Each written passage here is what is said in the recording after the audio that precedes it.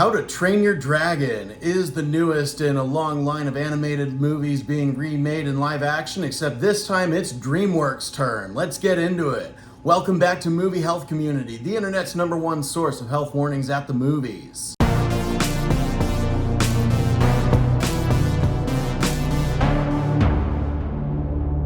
So I have no nostalgia associated with How to Train Your Dragon.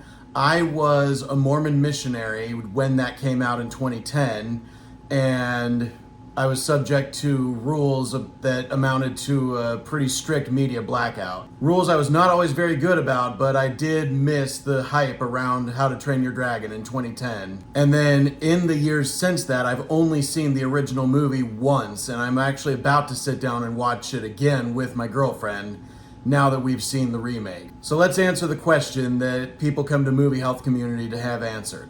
Is How to Train Your Dragon safe for photosensitive audiences?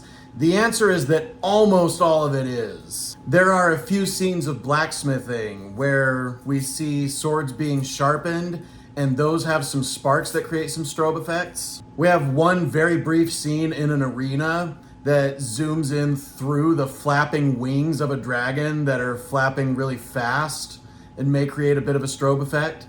And there is one scene, maybe about a third of the way through the movie, taking place at night with some lightning, but the most intense strobes of lightning happen at the very beginning of this scene, and they actually do get more mild throughout the rest of the scene. That's all I've got for you on photosensitivity. So for flashing lights, we are giving the remake of How to Train Your Dragon a 4 out of 10. With camera motion, there is more to talk about, especially when it comes to extreme heights. There are a lot of scenes taking place at extreme heights, including several scenes of flight, many of which include complex maneuvers like barrel rolls and loops. In terms of mental health, the only thing I have is that there is a scene where a creature regurgitates some of its food. And very small spoiler warning and very small gross out warning, this piece of food is offered as a gift to a human, and the human graciously accepts the gift. Some of this movie might be a little scary for younger audiences, but that's about it. And that brings me right into exactly what I loved about this movie, is that this felt like a return to family entertainment covering scary and dark things, even more so, I would say, than the first couple Harry Potter movies. This is the kind of stuff we used to see in the 80s and 90s if you grew up with the children and family movies around that time. There is crude humor in this, but it's just vague enough that it never feels like it crosses any lines. There's a brief anatomical joke that does not feel inappropriate for families. With this movie covering scary and dark topics in a way that families can handle, it does pretty much everything right that the original movie did. And it does so by mainly pretty much following beat for beat everything that happened in the original movie, at least according to my girlfriend who watched the original much more recently than I did. In making this a pretty much beat for beat remake, it doesn't lose any of what made the original so good. And that's the one thing that every filmmaker making one of these remakes has to ask is, what worked so well the first time around, and how do we bring that back?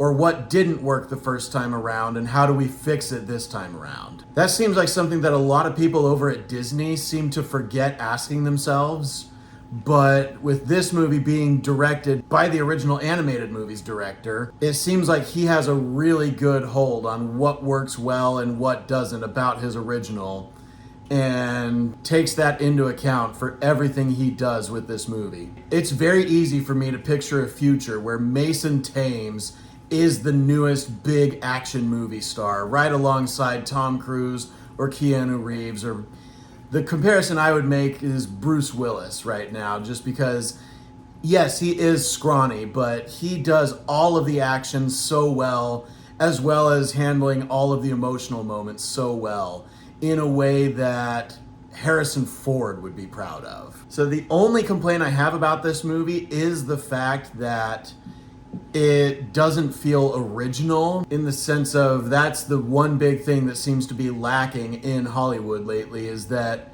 the biggest movies that are being pushed are not original.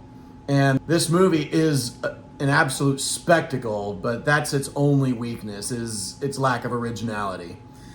If I were to change anything about my movie-going experience, I would make sure I saw this on a Dolby or an IMAX screen, because this is a movie that merits that level of spectacle, and I am looking forward to the sequel that's already been announced for this movie. It looked like way more of this movie was shot in camera and in physical sets than most movies of this type would normally do nowadays. And so we gotta give it props for that. So I am going to give How to Train Your Dragon an A, because despite the lack of originality on the project itself, this movie did everything else absolutely right. Thank you so much to our readers on Tumblr and Facebook, and as always, an extra special thanks to our patrons over on our Patreon page, whose names are scrolling on the screen like credits right now. As a reminder, nothing produced by Movie Health Community is medical advice, nor has any of it ever been reviewed by any medical professionals. Be sure to leave a like on this video, hit that subscribe button, hit the bell icon if you want to be notified when we post new videos, and leave a comment if you have anything to add to this discourse, especially if you disagree with anything I've said. We love hearing from you. And as always, stay safe at the movies.